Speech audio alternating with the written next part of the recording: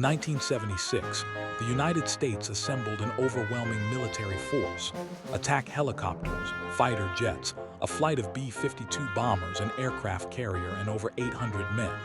It sent them into the single most dangerous place on Earth. Their target was not a city or a fortress or an army. It was a tree, one tree. This is the true story of Operation Paul Bunyan, the day a superpower mobilized for World War III to do a bit of gardening. To understand it, you need to know about the most heavily fortified frontier on Earth. When the Korean War stopped in 1953, it never officially ended. It just froze along a strip of land called the Demilitarized Zone. And in the middle of that zone sat a tiny shared area called the Joint Security Area, where soldiers from North and South and their American allies stood just feet apart, face to face, every single day. It was a place where one wrong move could restart a war. Inside this powder keg stood a single, ordinary poplar tree. The problem was its branches.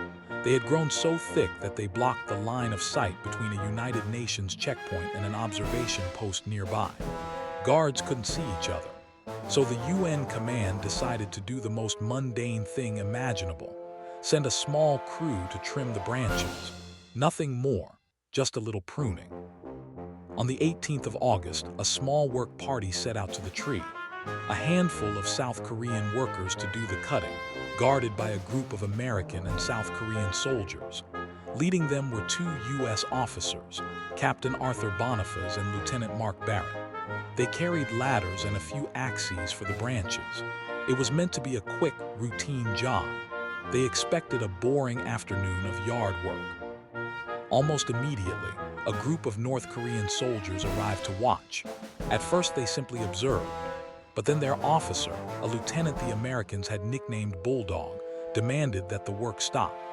He insisted the tree had been personally planted by North Korea's leader, Kim Il-sung, and was sacred. The Americans, unimpressed, kept trimming. So Bulldog sent a soldier running, and within minutes, trucks of North Korean reinforcements came pouring in. Then came the moment that shocked the world. Lieutenant Bulldog calmly took off his wristwatch and wrapped it in a handkerchief, tucking it away safely. It was a signal. He shouted a command, and the North Korean soldiers attacked without warning, snatching up the very axes the work party had brought to trim the tree. In the sudden, brutal assault, Captain Bonifas and Lieutenant Barrett were killed. Two officers dead over the branches of a poplar tree. Word of the killings reached Washington within hours. This was the height of the Cold War, and the Korean border was a hair trigger. Any American response risked igniting a second Korean War, one that could pull in China and the Soviet Union. Doing nothing would look dangerously weak, but overreacting could end in catastrophe. The United States needed to answer this killing with unmistakable strength, without firing a single shot. The plan they settled on was gloriously audacious. They would simply go back and finish the job. They would cut the entire tree down, but they would do it surrounded by such a colossal show of force that North Korea would not dare to lift a finger. The mission needed a name worthy of felling one tree with the might of a superpower, and Operation Paul Bunyan, after the giant lumberjack of American folklore, fit perfectly. At dawn on the 21st of August, the operation rolled out. At its heart was a team of Army engineers, armed not with rifles, but with chainsaws. Guarding them were two platoons of soldiers and a company of South Korean Special Forces. These commandos were reportedly so eager for a fight that they had trained in Taekwondo, and according to legend, strapped extra weapons and even claymore mines under their uniforms, daring the North to start something. But the men on the ground were only the beginning. Overhead, a swarm of attack helicopters circled the area. Behind them flew fighter jets, and higher still, in plain view of everyone below, cruised a formation of B-52 bombers, flown all the way from the island of Guam. Their message was unspoken but perfectly clear. Offshore, an aircraft carrier and its battle group waited.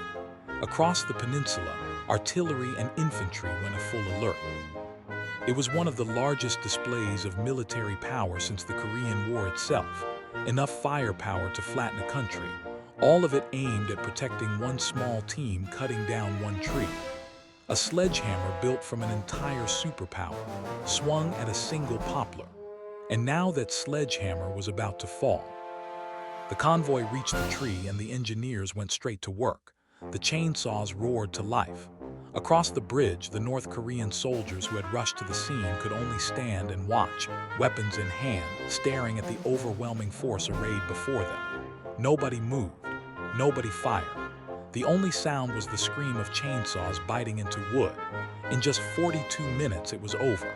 The tree was gone, reduced to a bare stump.